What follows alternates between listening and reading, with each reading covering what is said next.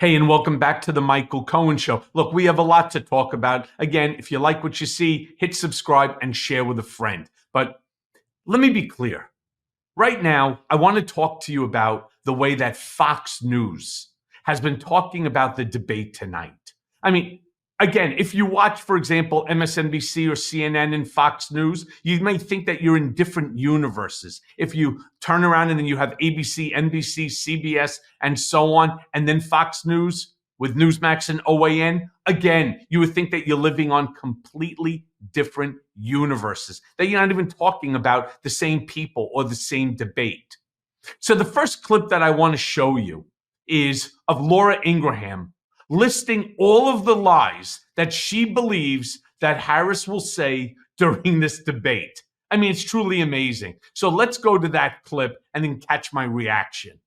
Because Kamala cannot showcase her abysmal record, tomorrow night she will resort to trafficking in the usual smears that didn't work for Biden. Now, she's going to lie that Trump encouraged violence on January 6th when he said, in fact, go in peace. She's going to lie about Charlottesville and what he said about veterans despite repeated fact checks. She's going to lie about how the illegal cases against Donald Trump are fair and they show that he's untrustworthy, when we know that they never would have gone after him if he had retired from politics. She's going to lie, of course, about her record on the economy and claim that she's created all these jobs when most, of course, have bounce back jobs from COVID, or, of course, they went to foreign workers. And she's going to lie that Trump's policies will cause more inflation when we know that he's going to bring down the cost of energy, which will bring down inflation. She's going to lie that she's tough on crime when we know that the migrant crime explosion is destroying our neighborhoods. She'll lie that the immigration bill that was engineered by Schumer and Jim Langford would have fixed the border crisis and that Trump killed it for political reasons. And she's going to lie that she's the candidate for change when she's just another puppet of the failed establishment. Wow. Wow. So let's see. So Donald Trump, let's just go for the one that I know the best. And that's the lawsuit that was brought by the Manhattan District Attorney, or we could say the New York Attorney General, against Donald Trump, both of which he was found guilty on, one civilly, one criminally. That's the 34 counts of criminal behavior by Donald Trump. So she's going to lie by saying that the Manhattan District Attorney brought a claim, an indictment against Donald Trump, which went before 12 independent jurors who found after 9 short hours that Donald Trump was guilty on all 34 counts. Really? She's going to lie about that? She's going to lie about job creation? It's funny because when Trump was president, they used to talk about those sort of things as well. I mean, the statistics, the Bureau of Statistics turns around and puts out how many new jobs each and every month has been created. Oh my gosh. So she's taking credit along with President Biden for job growth, when in fact Donald Trump was actually minus. There were jobs lost during his administration. I mean, think about all of the things that Laura Ingraham just put out there. These are all things that Kamala Harris and the Democratic Party did not introduce. In fact, I think it's really important. I want to just play the beginning of that clip one more time, just for the first 30 seconds, because I want you to see just the first four that Laura Ingraham is putting out there. Complete lies that Donald Trump is accountable for, not Kamala Harris. It is right out of the Trump playbook of deflection. Deflect your failures onto somebody else. Let me just go back to those few seconds. Because Kamala cannot showcase her abysmal record, tomorrow night she will resort to trafficking in the usual smears that didn't work for Biden. Now, she's going to lie that Trump encouraged violence on January 6th when he said, in fact, go in peace. She's going to lie about Charlottesville and what he said about veterans despite repeated fact checks. She's going to lie about how the illegal cases against Donald Trump are fair and they show that he's untrustworthy, I mean, seriously? Seriously, let's just break those down for another quick second. She's going to lie about January 6th so that none of us actually saw with our own eyes the attacks by the Trump supporters, by MAGA, all wearing those ugly red fucking hats, carrying the stupid flags, Trump or Trump 2024. I'm sorry, Trump 2020 or MAGA. Seriously? So this is all on her. And did anybody ever hear Donald Trump during those initial moments, especially the 96 minutes following the attack on our Capitol? Did anybody ever hear Donald Trump ever say, go in peace? Seriously? And then she wants to couple that with Charlottesville. Once again, you know the old expression, don't believe your lying eyes and ears. In fact, just trust Donald J. Trump, the man who actually never lies.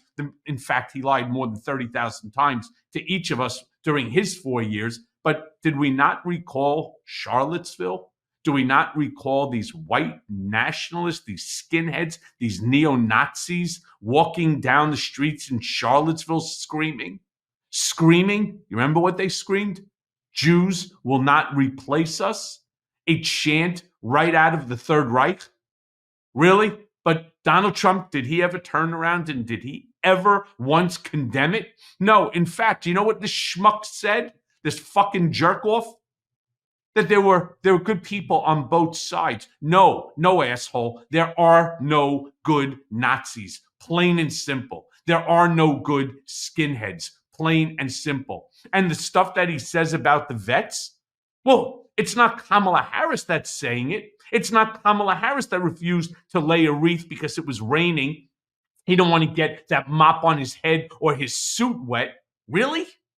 Seriously? But that's okay. Kamala Harris is going to come out and she's going to lie about it. Look, if you thought that that was stupid, which I think we'll all acknowledge it was, here comes dumbass son Eric Trump. I mean, he is by far the dumbest of them all. Says that our Constitution is under attack by Kamala Harris. And that his father, I mean, it's amazing to me that he turns around and he claims that is our Constitution that is under attack by Kamala. No.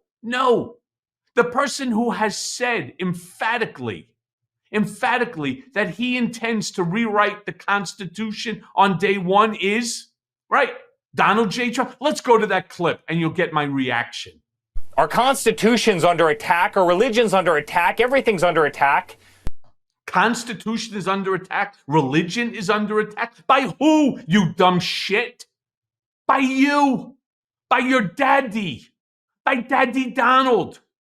He's the one that wants to change the Constitution. He's talking about it even as far as yesterday. He wants to rewrite, was it the 25th Amendment?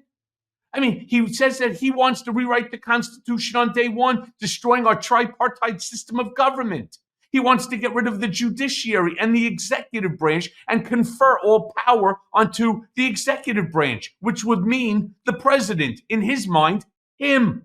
All right? It's just pure bullshit and nonsense. And these are some of the things that I had said to the folks. So stay with me on this. These are the things that I said to some of the folks that were working with the Harris team in this debate. You cannot allow these lies to stand. There is too much at stake here. All right. So next, I want you to hear Eric, again, this fucking genius that he is, mispronouncing the word schools. Let's go to that clip. And now all you have all around the world is, young kids killing each other at point blank ranges in trenches that's being viewed on YouTube by millions of people every single night. We're a defunct country. We're going broke. We're sending. What's he even talking about? What's he even talking about? We're a defunct country. We're going broke. He's stupid. Let me be very clear about something.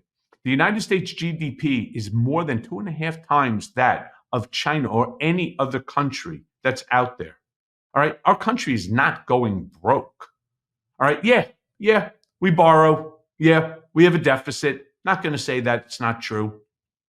Your daddy raised the debt by $8 trillion. Remember that before you open your mouth. and start to speak straight. You're mumbling. You're turning around and you're trying to use daddy's buzzwords all in a series of one sentence. It doesn't work. All right. And lastly, he's complaining about his gas prices, that how much money he had to pay to fill up his tank in his SUV. Let's go to that clip for my final reaction. I mean, you can't make this shit up. Yes, we had $1.89 gas under Donald Trump. It cost me $130 to fill up my SUV 2 days ago. People can't afford life anymore. And so. Yeah, sure it did. Sure it did. I'd like to see that receipt. All right. I don't even know what you probably put in there, but putting all that aside, yeah, gas prices were lower. We can't argue that because unlike you, Eric, we actually, we discuss, we debate, we argue facts. And the fact of the matter is, yes, gas prices were $1 a gallon less under your daddy's administration than they are currently today on the national average. $1. Okay?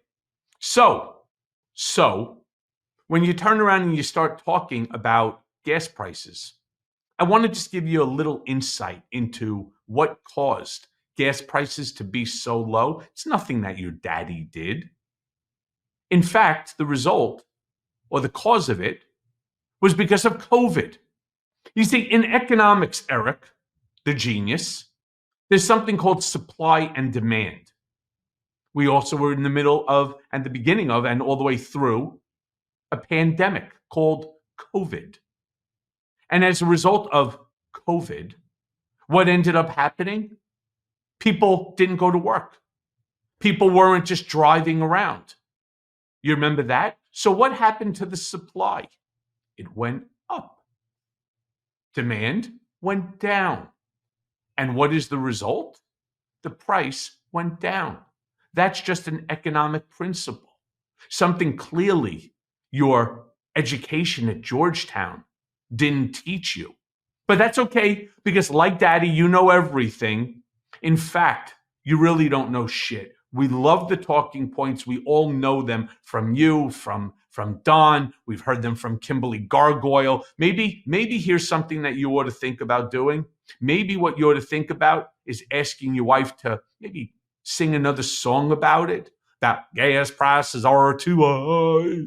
They're too high. And we need to lower them thanks to Trump. Right? I mean, maybe she can do something like that for us and entertain us a little more. Amazing. Your daddy is incompetent. He is ill-prepared to take this country into the future. And it's why I'm going to end this episode as I do all. It's imperative that we all make sure to vote Harris Walz in 2024. Hey, everyone. First of all, thanks for watching. I mean, we're going to be posting daily episodes with reactions and talking about politics. We'll be talking about everything, in fact. So please like and subscribe. Join us on this journey.